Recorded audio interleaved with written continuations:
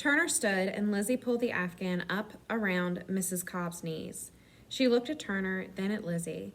She took a deep and rattling breath.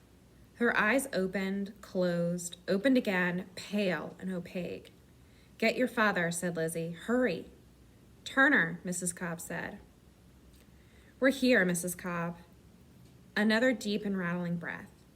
"Safely to the mountains lead me, safely to my heavenly home. Safely to your mansions guide me, never, oh never, to walk alone." Then she leaned back and closed her eyes. "Mrs. Cobb?" Her eyes stayed shut. "Mrs. Cobb?" She breathed twice more, gave a little cough, breathed once again. "Mrs. Cobb?" "She's gone," said Lizzie. "No, she's not. She's still breathing." Lizzie looked at her. "She's not breathing." Turner put his ear to her mouth. "Yes, she is. She's still breathing." Lizzie put her ear to her mouth. "I guess so," she said. Together they watched Mrs. Cobb head to the mountains, and Turner took Lizzie's hand in without even knowing it. They held their breaths, waiting for Mrs. Cobb's last. They hardly dared blink. "You need to write the words down," whispered Lizzie. Turner took the paper from the organ. He dipped the pen and wrote quickly. "You got them?" "I got them." "Let me read it." She took the paper. It was walk alone, not be alone. It was be alone. It was walk alone. "Can't you even get that right? It was walk alone," said Mrs. Cobb.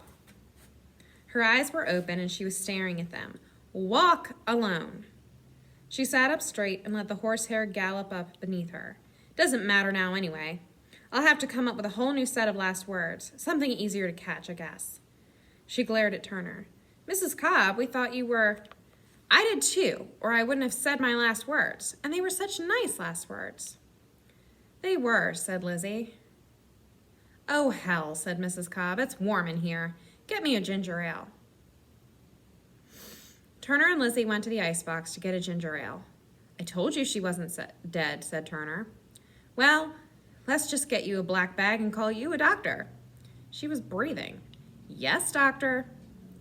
Lizzie grabbed a ginger ale and pried the cap off, and together they went back into the parlor. "She was breathing the whole time. You just couldn't tell," whispered Turner. "Here, Mrs. Cobb," said Lizzie, and held out the bottle. Mrs. Cobb did not take it. "Mrs. Cobb," said Lizzie again. Mrs. Cobb did not open her eyes. "I don't think she's breathing," said Turner. Lizzie glared at him, then turned back. "Mrs. Cobb?" But there were no more words to speak. Turner had never seen death before. He had been to funerals, but never to anyone's he knew more than by name. But there the bodies were closed up, and it was almost hard to believe that a person lay inside the box, covered with linen and flowers and candlesticks. But here was death with its dart, having spurted into the house as bold as you please and snapped its chilly fingers. Mrs. Cobb was no longer clenching the arms of her chair, and she was no longer fussing at the organ music, and she was no longer humming to the refrain. She was just no longer.